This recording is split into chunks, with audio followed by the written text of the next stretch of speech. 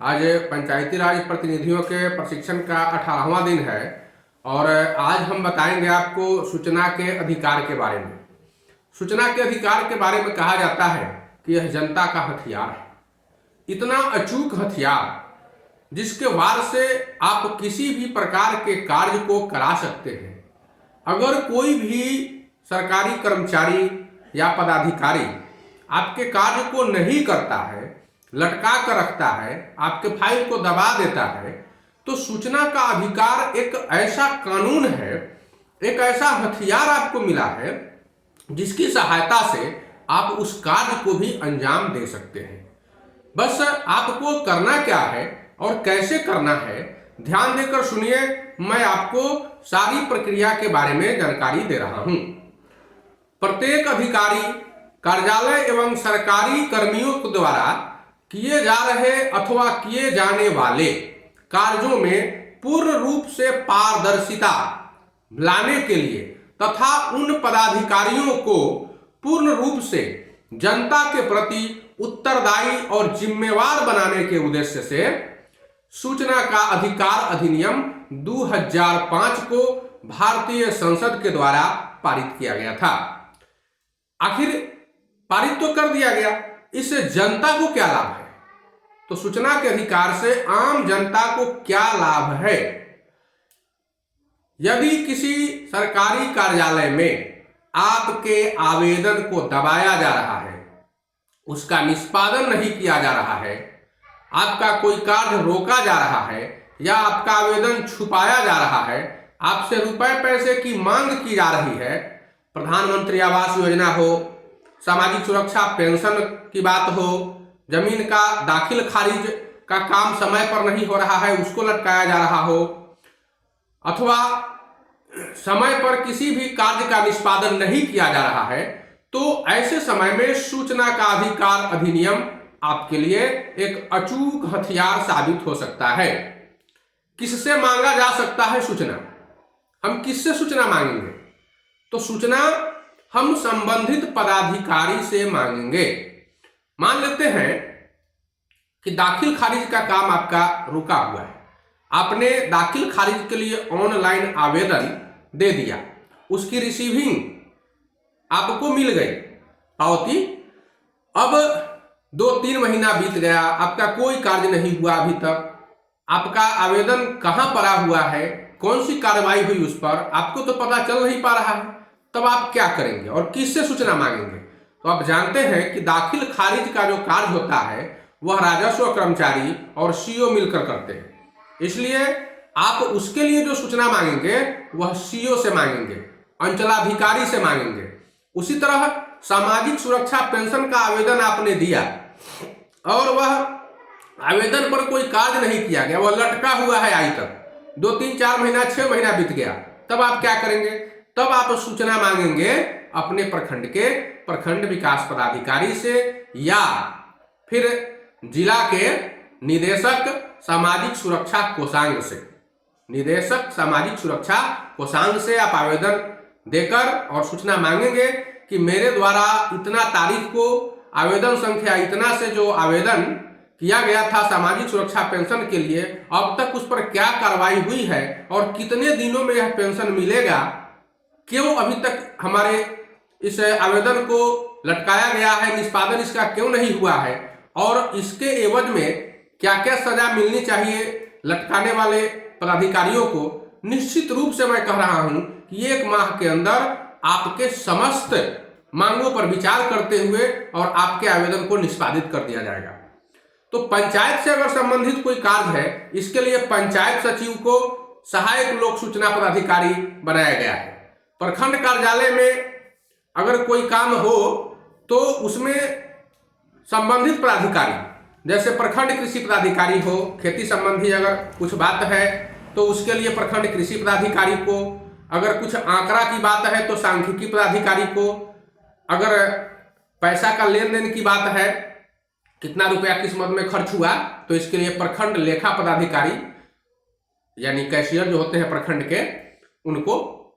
और अगर आपका आंगनबाड़ी से संबंधित कोई शिकायत हो या फिर कोई सूचना मांगनी हो तो इसके लिए बाल विकास पदाधिकारी, जिसको सीडीपीओ कहते हैं, तो उनसे मांगा जा सकता है।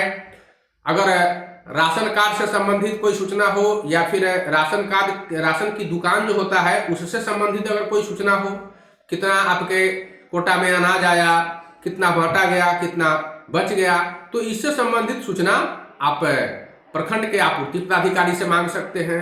अगर महात्मा गांधी ग्रामीण रोजगार गारंटी योजना से संबंधित कोई सूचना हो तो आप प्रखंड कार्यक्रम पदाधिकारी से या फिर जिला कार्यक्रम पदाधिकारी से इसकी सूचना मांग सकते हैं। अगर भूमि संबंधी कोई जानकारी लेनी हो या आपके आवेदन पर विचार नहीं किया गया हो तो इसकी सूचना आप अपने अंचल कार्यालय के अंचलाधिकारी से मांग सकते हैं। तो ये सूचना किनसे मांगेंगे मैंने ये बताया, किस पदाधिकारी से कौन सी सूचना मांगा जाएगा। अब आप जान लें कि कैसे मांगेंगे सूचना, कैसे मांगा जाएगा।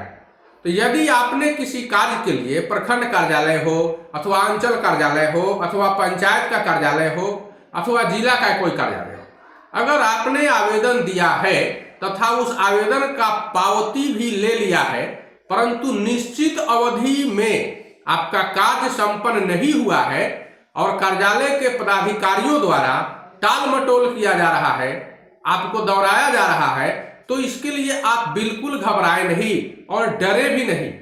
ऐसे समय में आप उनसे सूचना के अधिकार अधिनियम का प्रयोग करते हुए लिखित रूप से यह पूछ सकते हैं कि मेरे आवेदन के आलोक में अब तक क्या कार्रवाई हुई है, देरी होने का क्या कारण है और कब तक मेरा कार्य संपन्न होगा, देर करने वाले पदाधिकारियों पर कौन सी कार्रवाई की जाएगी। आप इसको आवेदन में लिखकर मांग सकते हैं। आप एक सादा कागज पर संबंधित पदाधिकारी के नाम से आवेदन लिखिए और सारे प्रश्नों को क्रम से ऊपर से नीचे लिख दीजिए। आवेदन पत्र के साथ 10 रुपया का भारतीय पोस्टल ऑर्डर या फिर 10 रुपया का चेक लगा दीजिए या फिर 10 रुपया का स्टाम्प पेपर लगा दीजिए और हाथों हाथ उस संबंधित कार्यालय में जाकर सूचना आवेदन जो होगा उसको जमा कर दीजिए, उसका रिसीविंग ले लीजिए। अगर रिसीविंग नहीं दे रहा है तो आप आवेदन उससे मत दीजिए, आप आवेदन लेकर घर आ जाइए, पोस्ट ऑफिस में चले जाइए, एक लिफाफा में भर दीजिए, उस पदाधिकारी का नाम और उसके कार्यालय का पता लिख दीजिए और रजिस्ट्री कर दीजिए। आप इत्मीनान हो गए, रजिस्ट्री का आपको एक पावती मिलेगा, रसीद मिल जाएगा, आप लेकर घर चले आइए। और यदि आपका नाम बीपीएल सूची में दर्ज है तो फिर आपको 10 रुपए का पोस्टल ऑर्डर लगाने की कोई आवश्यकता नहीं है। बीपीएल में जिस पन्ना में आपका नाम होगा उस पन्ने का छाया प्रति फोटो स्टेट कर लीजिए और आवेदन के साथ लगा दीजिए। अब आपको कोई शुल्क नहीं देना है और सूचना भी आपको निःशुल्क मिलेगा, फ्री में मिल जाएगा। तो ये काम आपको करना है।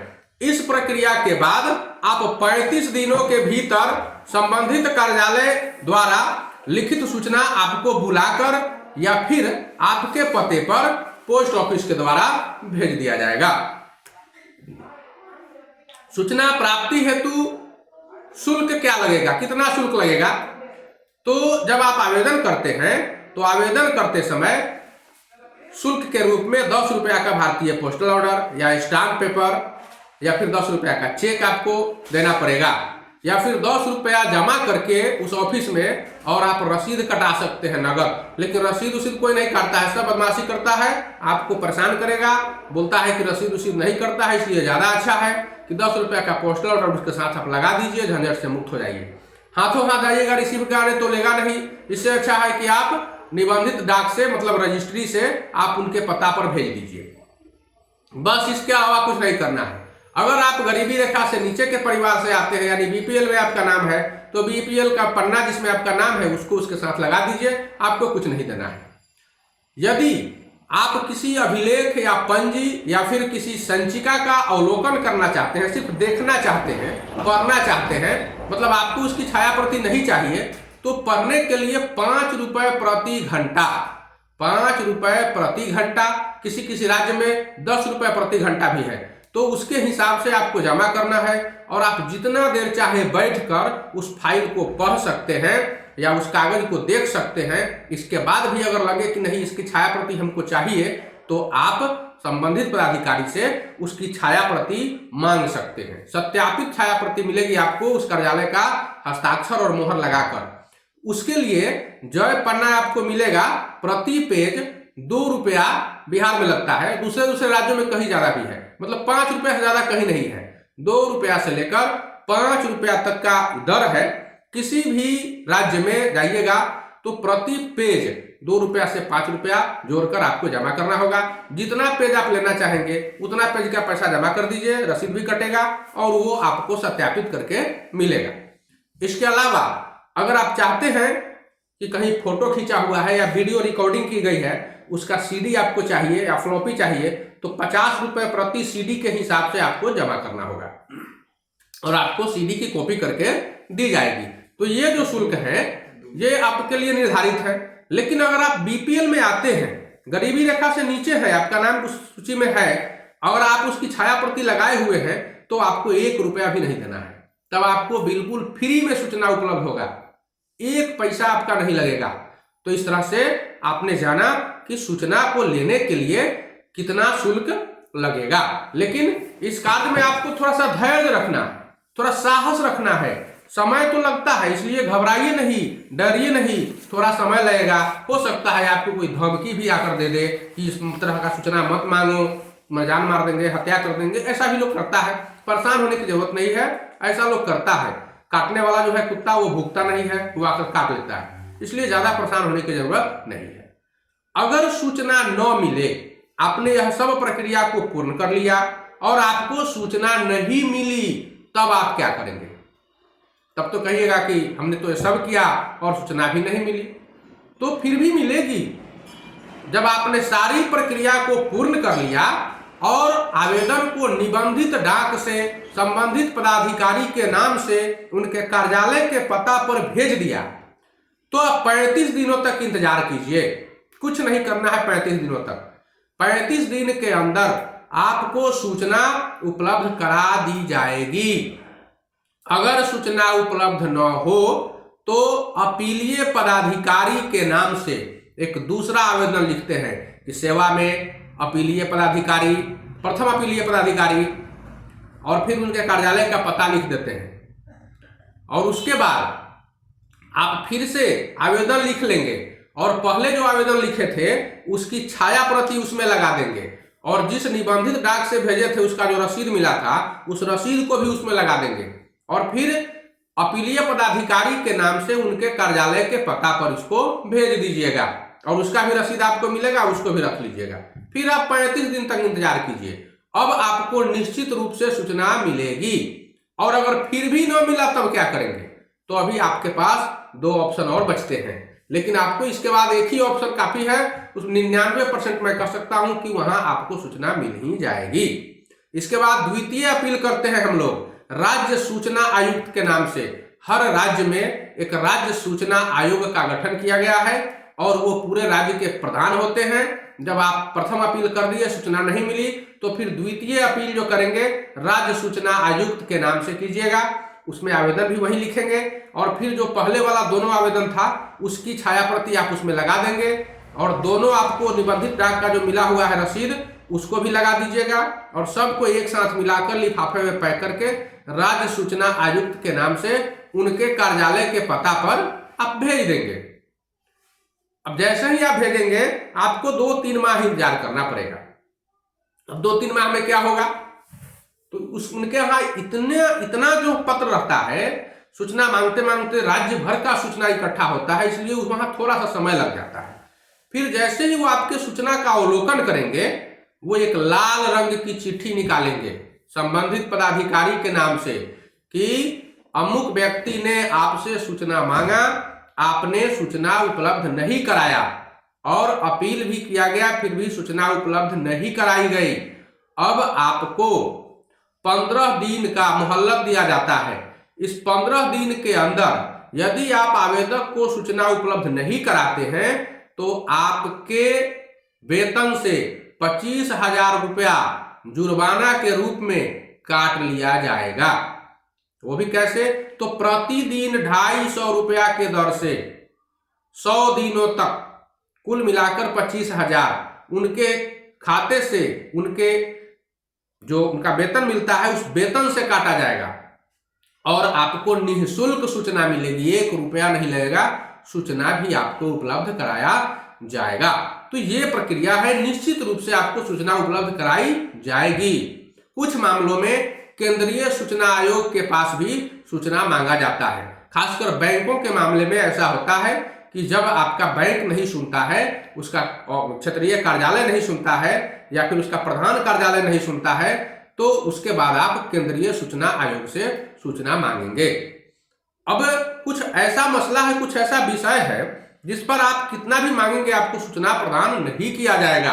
इसकी कंडिका जो है, एक कंडिका है, उसमें बताई गई है कि वैसी सूचनाएं जिनसे देश की एकता, अखंडता और सुरक्षा को खतरा हो, जैसे आप सेना से संबंधित कोई गोपनीय सूचना मांग रहे हैं, आप मांगिएगा कि भारत का तोप कहां कहां खड़ा किया गया है, तो इसका तो आप दुरुपयोग कर सकते हैं, क्योंकि बता दिया जाएगा कि आपको तोप कहां कहां खड़ा किया गया है। हो सकता है आप दुश्मन देश से मिले होंगे और आप ये सूचना गोपनीय उनको लीक कर देंगे, तो हमारे देश की अखंडता खतरे में पड़ जाएगी, हमारे देश की सुरक्षा खतरे में पड़ जाएगी। ऐसी परिस्थिति में आपको सूचना उपलब्ध नहीं कराया जाएगा। स्पष्ट लिखा हुआ चिट्ठी आपको मिलेगा कि आपको यह सूचना उपलब्ध नहीं कराई जा सकती है। तो जिससे देश की एकता, अखंडता और सुरक्षा को खतरा उत्पन्न हो रहा हो, वैसी सूचना किसी भी परिस्थिति में आपको उपलब्ध नहीं कराई जाएगी। मान लीजिए पुलिस अपराधियों को पकड़ने के लिए छापा मारने वाली है। अब आप पूछिएगा सूचना में कि पुलिस किस किस दिन किस किस व्यक्ति के घर में छापा मारेगी, आप तो इसका गलत इस्तेमाल कर देंगे ना। अब छापा मारने की सूचना आपको अगर लीक कर दिया जाए तो आप अपराधी को सूचना दे सकते हैं, अपराधी भाग जाएगा, नहीं पकड़ा जाएगा, तो फिर आप तो फिर सुरक्षा के साथ खिलवाड़ कर रहे हैं। इसलिए यह गोपनीय सूचना है, यह सूचना आपको किसी भी परिस्थिति में उपलब्ध नहीं कराई जाएगी। अब आते हैं एक और सूचना, बैंक से अगर आप सूचना मांगते हैं तो अपने खाते से संबंधित अगर सूचना मांगते हैं तो आपको दी जाएगी, किंतु दूसरे व्यक्ति के खाता की सूचना मांगते हैं, किसके नाम से खाता है, कितना रुपया जमा है, तो यह सूचना आपको कभी भी नहीं दी जाएगी। तो हो सकता है उसके खाते में 1 करोड़ 2 करोड़ की राशि जमा हो और आपको पता चल जाए, आप अपराधियों को भेज दें, उसका किडनैप करा दें, यह भी तो हो सकता है। इसलिए ऐसी सूचना आपको कभी भी उपलब्ध नहीं कराई जा सकती है। अब कुछ ऐसी संस्थाएं हैं जिसको सरकार अनुदान देती है, तो जिसको भी सरकार ने अनुदान दिया आप उसकी सूचना मांग सकते हैं, वह सूचना देने से इनकार नहीं कर सकता है। मतलब सरकारी धन जहां भी खर्च हो उसकी सूचना आपको निश्चित रूप से मिलेगी, परंतु उससे देश की सुरक्षा, अखंडता और एकता को खतरा उत्पन्न नहीं हो। मुझे आशा है कि आप सूचना के अधिकार को समझ गए होंगे।